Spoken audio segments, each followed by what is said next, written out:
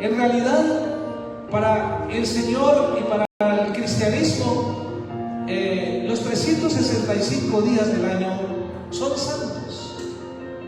Así debe ser, porque la iglesia somos cada uno de nosotros y no las cuatro paredes.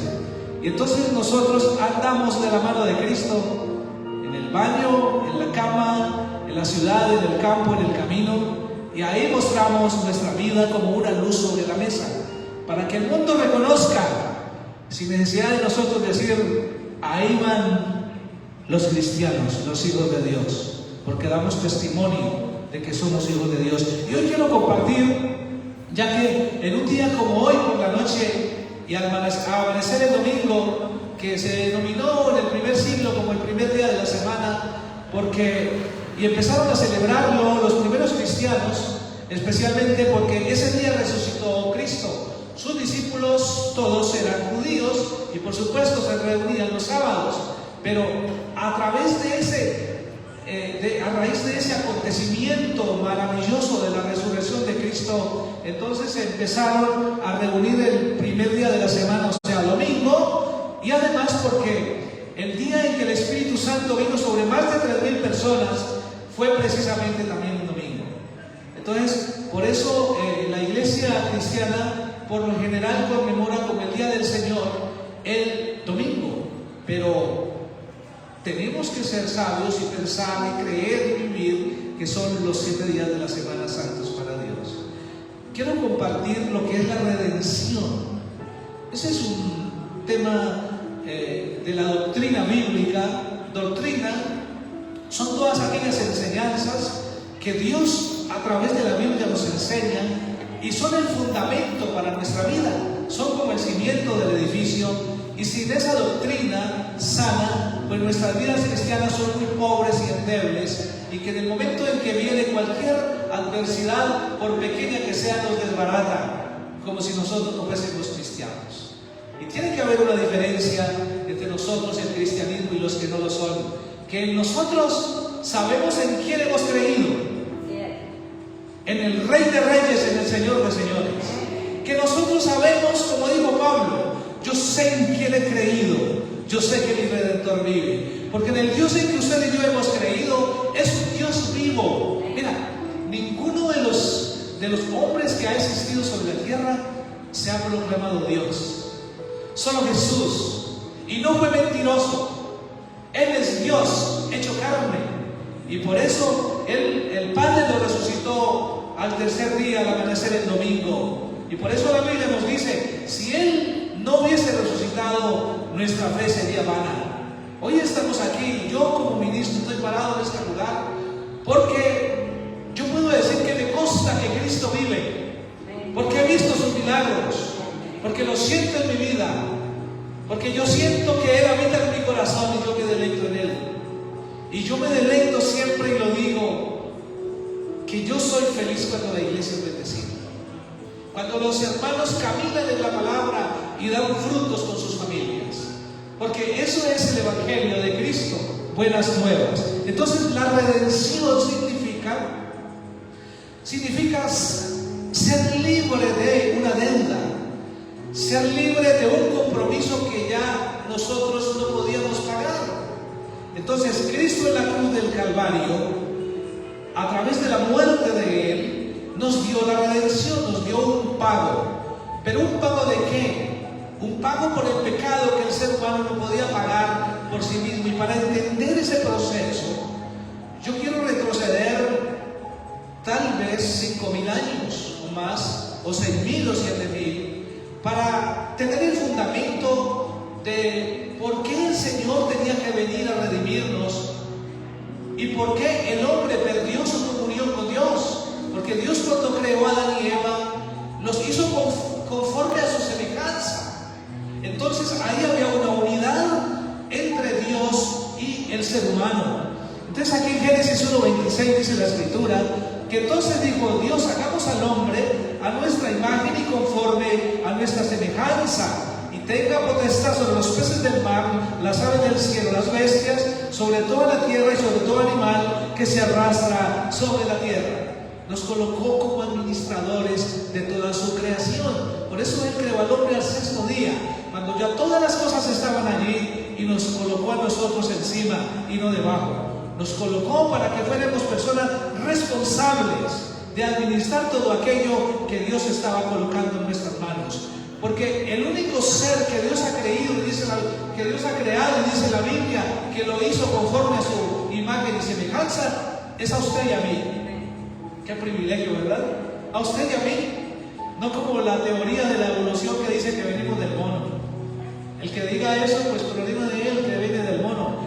El punto es, si los demás monos, ¿por qué no han evolucionado y no hablan como nosotros? Es porque Dios también creó a ese mono y porque Dios nos creó a nosotros. Nosotros tenemos que estar parados, firmes en que Dios fue nuestro origen. Y continúa diciendo aquí la palabra de que Dios creó al hombre con un propósito. Y es en Génesis 2:15 cuando el Señor nos dice a través de la Biblia lo siguiente: tomó pues Dios al hombre y lo puso en el huerto del Edén para que lo labrara y lo cuidara, no para que lo destruya. Nosotros tenemos que ser cuidadosos con todo aquello que Dios pone en nuestras manos, porque todo lo que hagamos de palabra o de obra tendrá que ser como para Dios y no para el hombre. Y cuando hacemos algo por el hombre, lo hacemos como para Dios. O sea que siempre hacemos las cosas bien, ¿verdad? Siempre hacemos las cosas bien. Siempre. Entonces, tomó pues al hombre y lo puso en el huerto del Edén para que lo labrara y lo cuidara.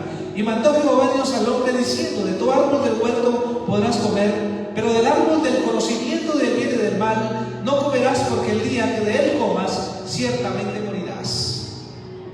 Dios dijo allí también en el versículo 18, dijo: no es bueno que el hombre esté solo. Ahí donde Dios colocó a la mujer como aquel complemento del hombre. Somos complementarios, no uno más grande que el otro ni menor. Somos complementarios. Necesita el hombre de la mujer y la mujer necesita del hombre. Somos iguales ante Dios, pero diferentes en funciones. Por eso el cristiano no es ni machista ni feminista a la mujer, porque conocemos nuestro valor en Cristo, nuestra dignidad. Y entonces, aquí que ya el hombre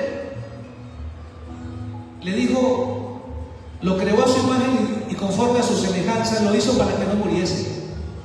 No muriese desde el punto de vista de la muerte eterna, no desde el punto de vista de la muerte física, porque la Biblia habla de dos muertes. La muerte física, porque nosotros venimos del polvo. Acordémonos que Dios nos hizo del polvo, pero sopló de su espíritu. O sea, es que nosotros somos materia y espíritu, y cuando morimos, el cuerpo como materia vuelve a la tierra de donde salió, y el espíritu vuelve a Dios que lo dio. Y ese espíritu, la Biblia le llama como la muerte, es de ese espíritu, que el espíritu va a Dios o va al infierno, al lago de fuego, a sufrir eternamente. Y entonces esa se llama esa muerte. Y Adán no había sido creado para que muriese, pero a raíz de su desobediencia, no es la manzana, es el conocimiento. Dios colocó un conocimiento al ser humano y le dijo: mira, esto es lo bueno, esto es lo malo, pero esto no lo toques, simplemente haz lo bueno. Pero el hombre fue curioso. ¿Qué hizo el hombre? Se dejó seducir por un tercer elemento que había en ese momento, que se llama Satanás. Y Satanás no siempre fue Satanás.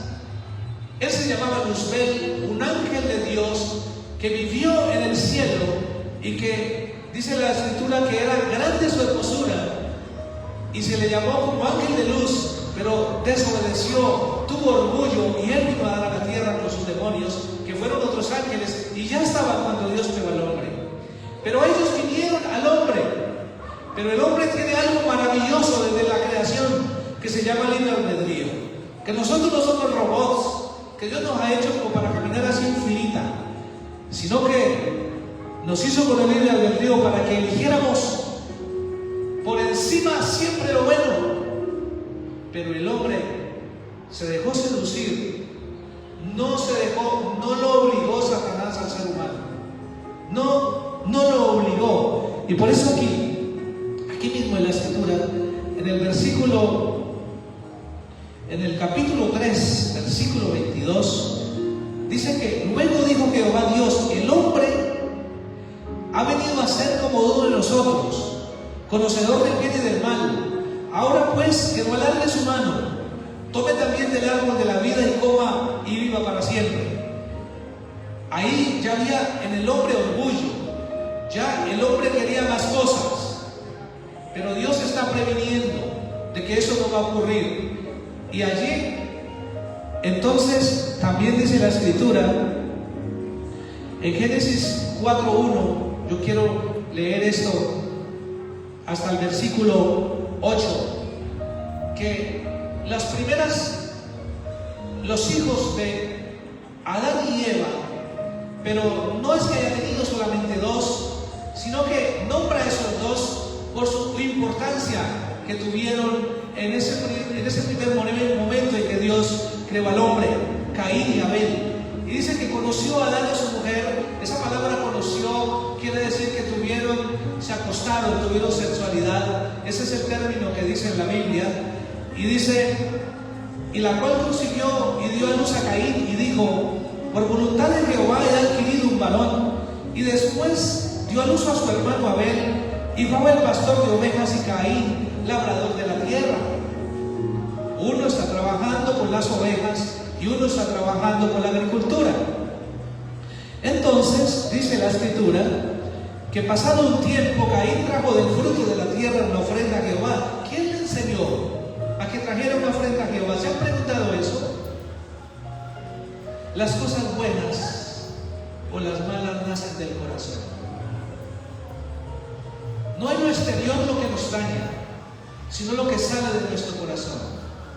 Y Dios conoció el corazón de Abel y de Caín, y dice así aquí lo siguiente: Abel también trajo de los primogénitos de sus ovejas y de la grasa de ellas, y miró Jehová con agrado a Abel y su ofrenda, pero no miró con agrado a Caín y a su ofrenda, por lo cual Caín se enojó en gran manera y decayó su semblante. Y entonces Jehová dijo a Caín: ¿por qué te has enojado? ¿Por qué ha decaído tu semblante? Mostraba un rostro de enojo, estaba bien, el hombre no estaba contento. Y dice así, el Señor me dijo: si hicieras lo bueno, ¿no serías enaltecido?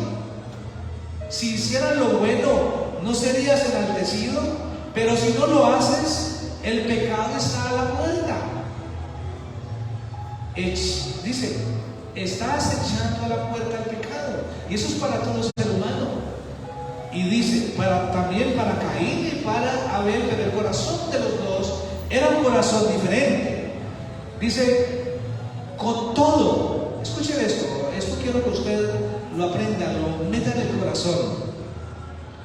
¿Está acechando el pecado a la puerta de cada persona? Sí. Y le dice el Señor a Caín: con todo tú lo dominarás. Tú lo dominarás. Por eso es que el diablo no es el culpable del pecado nuestro, sino mi desobediencia. Y por eso cuando el hombre desobedeció a Dios, rompió la comunión que había con Dios y acarreó con eso la muerte eterna. En todo este Antiguo Testamento, el hombre estaba separado de Dios por el pecado. Y aquí el Señor está diciendo, aún a ese corazón malo de Caín, tú lo puedes dominar, Caín. Tú lo puedes hacer, cambia. Pero él lo quiso. Dios le dio la oportunidad cuando le dijo eso. Tú lo puedes dominar, tú puedes.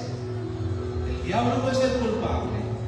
Soy yo, porque doy pie a las tentaciones, a las cosas que pueden hacerme caer. Entonces, con todo tú lo dominarás. Y Caín dijo a su hermano Abel: salgamos al campo. Y aconteció que estando ellos en el campo, Caín se levantó contra su hermano Abel y lo mató. Hoy decimos que la maldad ha aumentado grandemente, pero en realidad no. Estamos viendo al hermano matar al hermano. Hoy también lo vemos. El ser humano, desde que desobedeció, es malo por naturaleza. Y esa naturaleza debe ser cambiada. Entonces el hombre empezó a hacer sacrificios a Dios a través de todo el Antiguo Testamento. Y por eso el Señor, David pudo entender lo que Dios le estaba diciendo. Y por eso David dice: sacrificios no quiero, sino un espíritu quebrantado y un corazón contrito y humillado, que el Señor no despreciará. O sea, Dios lo único que le demanda a cada ser humano es que ese corazón sea un corazón que ama y perdona. Yo digo siempre, en Romanos 5:5 dice que Dios, a través del Espíritu Santo, derramó de su amor sobre nuestro corazón. O sea que el origen del amor que puede haber en mi corazón es el corazón de Dios. Y si yo soy capaz de experimentar ese amor de Dios, soy capaz de amar y perdonar a uno de mis enemigos. Amén. Entonces mira lo que pasó ese primer asesinato. Bueno, cuando le preguntamos a la sociedad por qué se separa de Dios, la gente dice: lo que pasa es que sí, Dios nos hizo rectos, dice la sociedad, pero la sociedad nos corrompe. Eso dice el humanismo. La sociedad nos corrompe. Los sociólogos dicen eso. Sí, es que uno sale y el que anda entre la vida algo se le pega. Esos son dichos. Y lo damos por hecho, pues no es así. Salomón, el hombre más sabio, dice en su capítulo 7 de Eclesiastés, versículo 29, dice: el hombre nació recto y buscó muchas perversiones. Sí nacemos rectos, pero buscamos a través de los caminos de nuestro caminar muchas perversiones, porque eso es lo que ofrece el mundo. Ancha la puerta, muchas oportunidades, y angosta esa puerta de entrar al reino de los cielos. Por eso usted y yo necesitamos de la salvación. Necesitamos ser redimidos.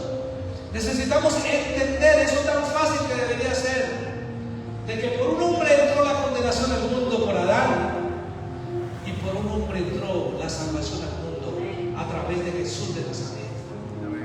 Eso es una verdad que no podemos olvidar y que tenemos que tenerla escrita con letras mayúsculas en el fondo de nuestro corazón. Por eso también dice, por ejemplo, en Deuteronomio 30:15 dice: he aquí yo pongo delante de vosotros la vida y la muerte, la bendición y la maldición. Elegid pues.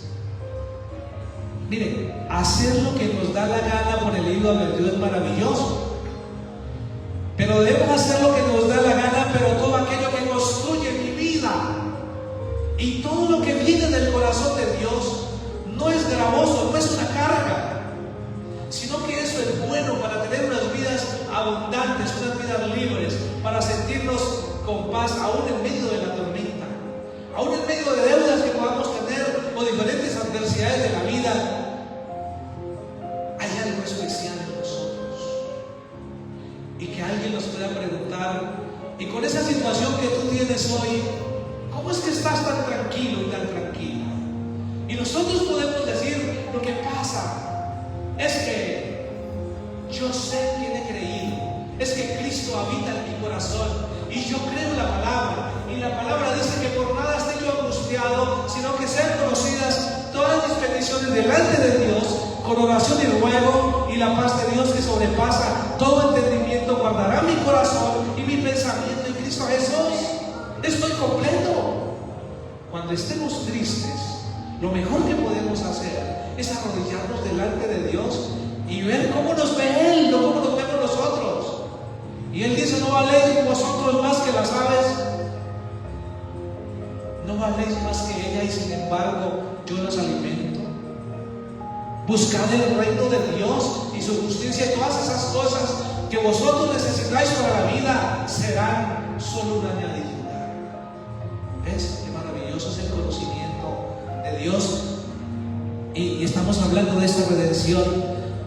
Hay el libro de Isaías, en su capítulo 53, estamos hablando más o menos de 750 años antes de Cristo, y este profeta ya tuvo por visión, nos escribió a todo el pueblo de Israel que vendría el Mesías, que nacería en Belén de una mujer virgen. Pero los judíos no creyeron, porque ellos esperaban un rey parecido a David o a Salomón, pero más grande, un reino, porque en ese tiempo, quiero que aprendamos eso, en el tiempo antiguo la Israel era religiosa, el Estado y la religión era lo mismo, gobernaban de esa manera. Ya luego hubo una separación del Estado cuando ya estuvo Roma y empezó el cristianismo, y luego hubo como una dicotomía entre la religión y el Estado. Y así, por ejemplo, la Iglesia Católica estuvo durante muchos años, pero ya en estos últimos 30, 40 años la Iglesia, ya el Estado está completamente separado de la Iglesia. Tanto así que la Iglesia, aunque por ejemplo podría ser la Iglesia Católica con sus errores doctrinales y todo eso, pero de alguna manera era un muro que hacía que el Estado no hiciera lo inmoral que mantiene haciendo. Era por lo menos un muro que lo detenía. Pero ahora no, ya no le interesa al Estado la religión, no le interesa, la Iglesia no le interesa. Por eso es que cuando nosotros como padres podemos levantar unos hijos dentro de la palabra de Dios, preparados, generadores de soluciones a la sociedad y no generadores de problemas, estos jóvenes, hijos de creyentes que capacitamos en la iglesia, pueden llegar a ser presidentes de la República. ¿Cómo queremos cambiar esta sociedad cuando nuestros jóvenes, cuando los cristianos llegan a ser aquellos que están en el gobierno? Amén. Así es la única manera. ¿Cómo es que nos aprueban el aborto? ¿Cómo es que nos aprueban el matrimonio gay y todo eso? Porque no está la iglesia en el poder. Y entonces ellos legislan por nosotros. Pero nuestras generaciones tienen que ser diferentes. En nuestras generaciones cristianas hay presidentes, hay vicepresidentes, ministros de justicia, gobernadores, alcaldes, que van a gobernar este país. Nosotros tenemos que creer eso, que van a gobernar, que un cristiano va a gobernar este país. Y el que la gente dice, sí, pero es que allá se corrompe. Mira, el cristiano de verdad no se corrompe por nada, porque se acuerda por lo menos de Daniel. El cristiano de verdad, allá arriba lo respetan, porque allá no está diciendo en las reuniones, gloria a Dios, bendito el que viene, aleluya. No, pero él cuando habla allá de justicia, de equidad, cuando habla de los derechos de las personas, es evidente que es un ser humano imparcial y lleno de justicia y de gracia, y Dios le da el poder para allí donde está poder gobernar. Yo sueño con ver un cristiano de verdad en la presidencia de la República, y para ello la iglesia tendremos que unirnos primero. Dejar de ser tan egoístas, unos por allá y otros por acá, sino unirnos y todos y capacitar en la iglesia a hombres y mujeres que puedan gobernar nuestra nación. Amén. Bueno, en Isaías 53, quiero llevarle allá a Isaías 53, que David tuvo esa visión de lo que le pasó exactamente a Jesús en la cruz del Calvario. Y dice en el versículo 1: ¿quién ha creído nuestro anuncio y sobre quién se ha manifestado el brazo de Jehová? Tierra seca, no hay hermosura en él ni esplendor le veremos, mas inatractivo es echado entre los hombres, varón de dolores, experimentado en sufrimientos, y como que escondimos de él su rostro, fue menospreciado y no lo estimamos. Ciertamente él llevó nuestras enfermedades y sufrió nuestros dolores, pero nosotros lo tuvimos por azotado, como herido y afligido de Dios, mas mas Él fue herido por nuestras rebeliones, molido por nuestros pecados. Por darnos la paz, cayó sobre Él el castigo, y por sus llagas fuimos nosotros curados. Todos nosotros nos descarriamos como ovejas, cada cual se apartó por su camino, mas Jehová cargó el pecado de todos nosotros. Mira eso, cargó el pecado de nosotros. El ser humano, cuando pecó, se cortó la comunión que había con Dios. Ya el puente se lo llevó el río. Hay que establecer un nuevo puente, y el hombre por sí mismo no lo puede hacer. El pueblo de Israel hacía los sacrificios, pero esos expiaban los pecados momentáneos. Pero lo único que podía expiar el pecado era el cordero inmolado, que es Jesús, el león de Judá. Y Él derramó su sangre allí de una vez y para siempre. Y jamás la iglesia necesita seguir haciendo sacrificios de derramar la sangre del cordero, porque Jesús de Nazaret ya lo hizo de una vez por todas.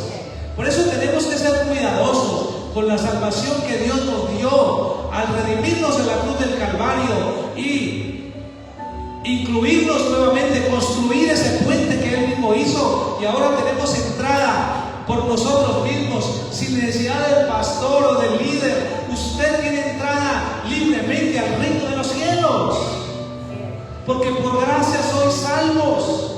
Dios regaló la salvación, pero hay que cuidarla manteniéndonos firmes, manteniéndonos. Por eso la voluntad de Dios es nuestra santificación. ¿Cómo hacemos eso? Que nosotros, cada día que nos levantamos, procuramos hacer lo correcto delante de Dios y de los hombres. Y así lo hacemos todos los días. Y se convierte en la forma de vida del cristiano, 24/7, no cuando venimos a la iglesia solamente. Esa es la redención. Esa es la redención. Quiero que vaya conmigo a Lucas capítulo 23. Lucas capítulo 23, porque en su versículo 26 en adelante dice crucifixión y muerte de Jesús, pero yo me voy a detener en el versículo 32. Lucas capítulo 23, versículo 32. De hecho, les recomiendo que lean completo este capítulo de Lucas, que nos explica todo lo que sucedió allí en la cruz del Calvario. Y dice en el versículo 33 que cuando iba Jesús con la cruz, entonces llevaban también con Él otros dos que eran malhechores para ser ejecutados. Y cuando llegaron al lugar llamado La Calavera, lo crucificaron allí y a los malhechores, uno a la derecha y el otro a la izquierda. En un libro que no está dentro de los 66 libros, que se llama libro de Nicodemo, o se llama libro apócrifo. Apócrifo significa que es de dudosa procedencia. Y entonces la iglesia no lo ha colocado dentro de los 66 libros de la Biblia. Pero esos libros tienen cosas importantes. Y una cosa importante que dice allí es que el ladrón o el malhechor que estaba a la derecha se llamaba Dimas, y el que estaba a la izquierda se llamaba, se me fue en el momento, se llamaba Silas, que está a la derecha. Entonces mira, estos dos están allí. Estamos en el versículo 32 del capítulo 23. Cuando llegaron al lugar llamado de La Calavera, lo crucificaron allí y a los malhechores, uno a la derecha y el otro a la izquierda. Jesús decía: Padre, perdónalos, porque no saben lo que hacen. Jesús allí estaba derramando su sangre, derramaba sus lágrimas, porque nos ama y nos estaba salvando. Y aún así está diciendo: Señor, no saben lo que hacen.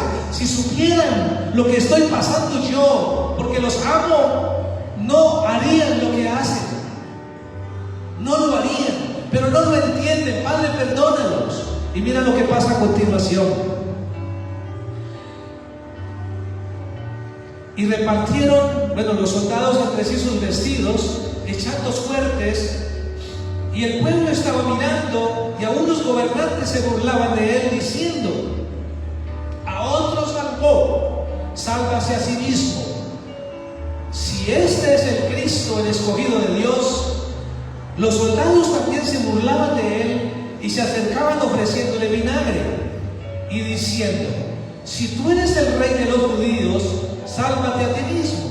Había también sobre él un título escrito con letras griegas, latinas y hebreas que decía: este es el rey de los judíos.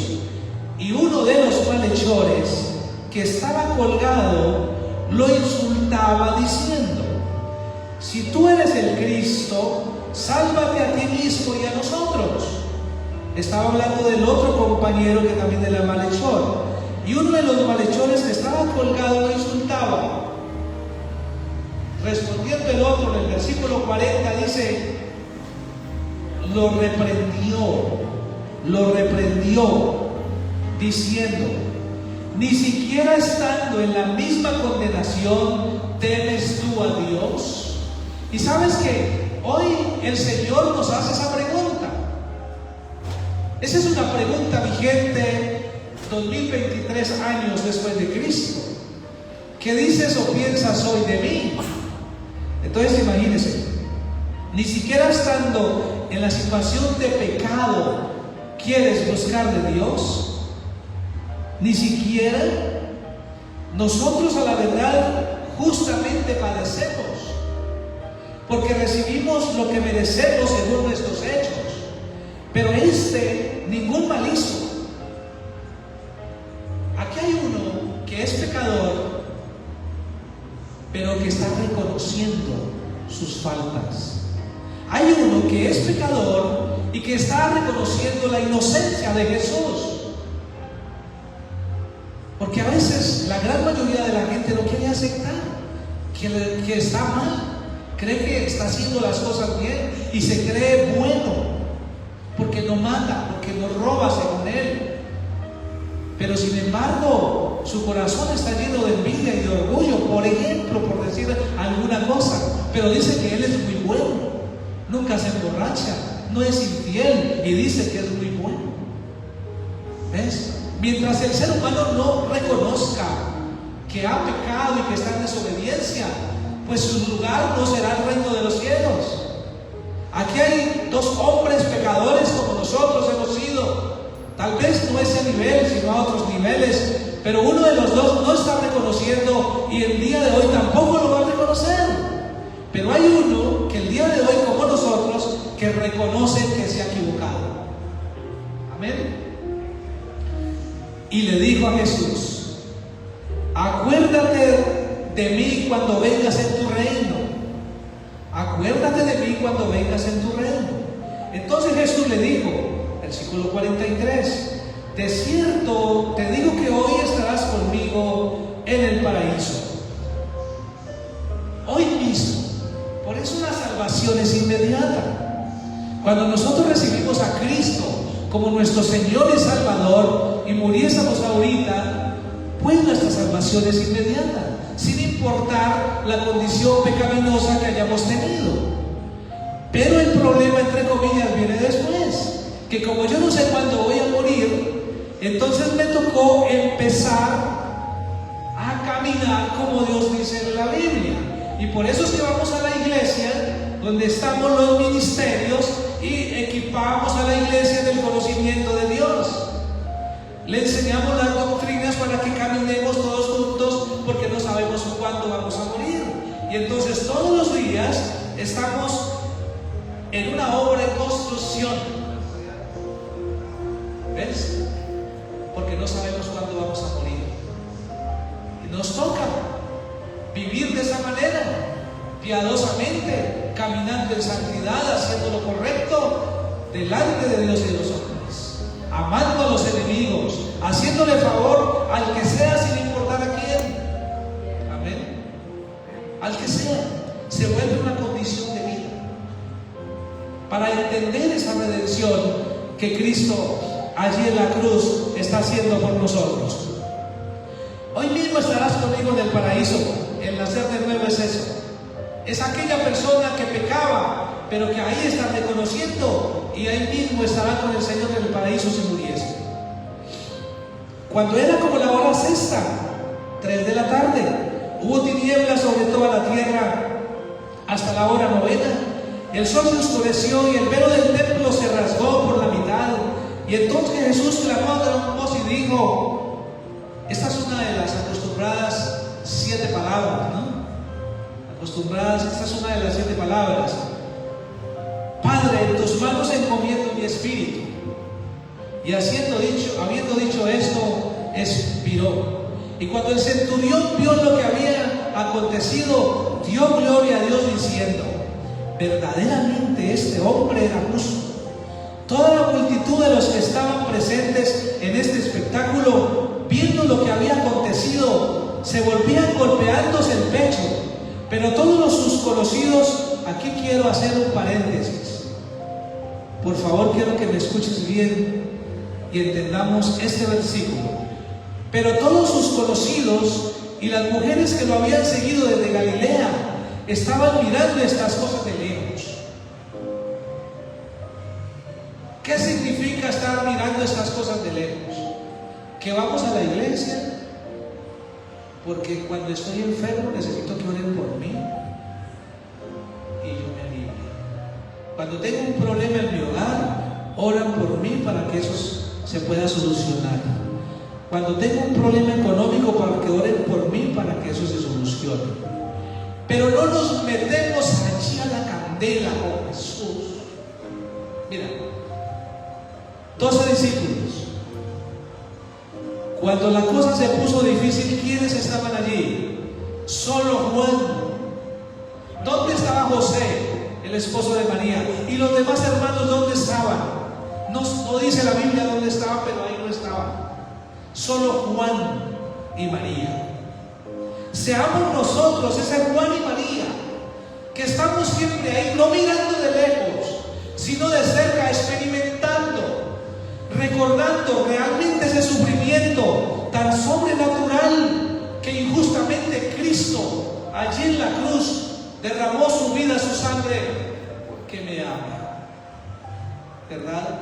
Yo quiero en esta hora, desde lo profundo de mi corazón, que ninguno de nosotros nos perdamos. Que nosotros podamos vivir cada día, y si escucháramos una voz que nos dice, ¿tú crees que eres salvo? No dudemos, porque no somos de los que miramos de lejos, sino de los que estamos cerca, allí de Jesús. Amén. Para esta parte final, yo quiero que vaya a 1 Corintios capítulo 15, que está el fundamento de la resurrección de Jesús. 1 Corintios capítulo 15. Hemos ido estudiando las Escrituras a través de este mensaje, porque es la verdad la que nos hace libres. Juan 8:32 dice, y conoceréis la verdad y la verdad os hará libres. ¿Cuál verdad? Esta, la que está en las Escrituras. 1 Corintios capítulo 15.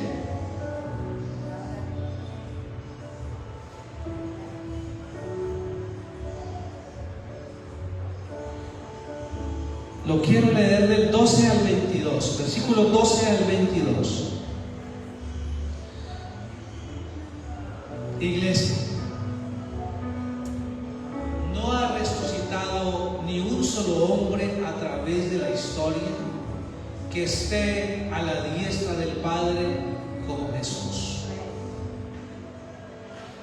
Lázaro fue resucitado por Cristo y muchos otros, pero tuvieron que morir después. Todos los profetas, Abraham, Moisés, todos ellos murieron, pero ninguno está a la diestra de Dios, solo Jesús de Nazaret. Y es el único intermediario entre Dios y los hombres. Y abogado tenemos para con el Padre, a Jesucristo. No hay otro,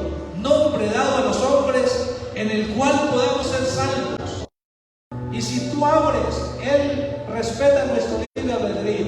Si tú abres, yo entro y ceno con Él y Él conmigo. Y al que venciere, o sea, al que persevere dentro de la salvación, caminando unas vidas piadosas, limpias delante de Dios y de los hombres, le daré que se siente conmigo a la diestra de mi Padre como yo estoy. Usted y yo estamos sentados en lugares celestiales juntamente con Cristo, porque usted y yo somos extraterrestres. Nuestra ciudadanía es celestial.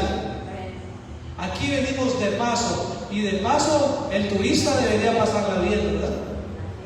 Maravillosamente. Mira, ¿qué dice aquí? Versículo del 12 al 22. El fundamento de que en el Dios que hemos creído es real y verdadero.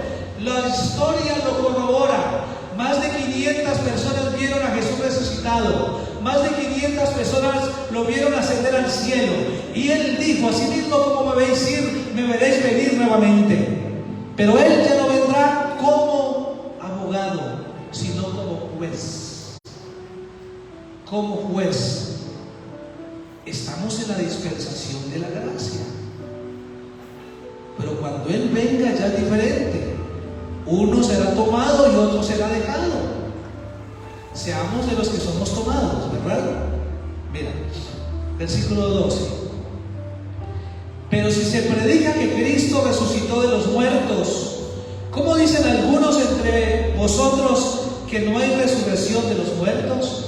Quiero enseñarles algo. En el Antiguo Testamento había tres religiones grandes. Una se llamaban los saduceos, que ellos no creían en la resurrección de los muertos. Ellos no creían en esa vida eterna. Los fariseos sí creían en la resurrección de los muertos y en esa vida eterna. Entonces había una discusión de unos con otros, que si se levantan los muertos o no se levantan. Nosotros no discutimos eso como cristianos, porque estamos seguros de que sí es cierto que Jesús resucitó y es el primero de los que resucitan para vida eterna. Es el primero en las primicias. Eso significa las primicias. Y dice aquí: si se predica que Cristo resucitó de los muertos, ¿cómo dicen algunos entre vosotros que no hay resurrección de muertos? Porque si no hay resurrección de muertos, tampoco Cristo resucitó. Pero no dudamos, Él sí resucitó. Y si Cristo no resucitó, vana entonces es nuestra predicación y vana entonces es vuestra fe. Y somos hallados falsos testigos de Dios, porque hemos testificado que Dios resucitó a Cristo, al cual no resucitó si en verdad los muertos no resucitan. Pero sabemos que así resucitó porque Él resucitó. Y creemos que así es. Y si los muertos no resucitan, tampoco Cristo resucitó. Y si Cristo no resucitó, vuestra fe es vana, y quiere decir que aún estáis en vuestros pecados. Amén. Entonces también los que murieron en Cristo perecieron. Si solamente para esta vida esperamos en Cristo, somos los más dignos de lástima de todos los hombres, porque estamos deambulando como el Quijote de la Mancha, lanzando como espadachines al aire sin haber un guerrero real al cual vencer. Estaríamos perdiendo el tiempo. Hoy aquí vemos un puñado de la iglesia de Dios, pero mira cómo estamos escuchando con corazón dispuesto esta palabra para aplicarlo en nuestros corazones y para multiplicarlo en todos aquellos que están con nosotros y que estarán con nosotros en el camino que vamos a recorrer mientras vivamos. Esto dice el Señor en el versículo 20: pero ahora Cristo ha resucitado de los muertos, primicia de los que murieron es hecho. Pues por cuanto la muerte entró por un hombre, también por un hombre la resurrección de los muertos. ¿Por cuál hombre entró la muerte? Por Adán. ¿Por cuál hombre entró la vida? Por Jesús de Nazaret. También en Cristo todos serán vivificados, pero cada uno en su debido tiempo y en orden. Cristo, las primicias, luego los que son de Cristo en su venida, y luego el fin. cuando entregue el reino de Dios y Padre, cuando haya suprimido todo dominio, toda autoridad y todo poder, ahí ya será el final de los tiempos. Iglesia, dijo el apóstol Pablo, no descuidéis esta salvación tan grande. El evento trascendental de la Escritura para el ser humano es que el ser humano reconozca que por sí solo está muerto espiritualmente, que necesita de la presencia, de la intermediación de Jesucristo como nuestro Señor y Salvador para alcanzar la vida eterna. Amén. Escrito con letras mayúsculas en nuestro corazón. Ponte de pie. Vamos a orar, vamos a darle gracias a Dios por la palabra.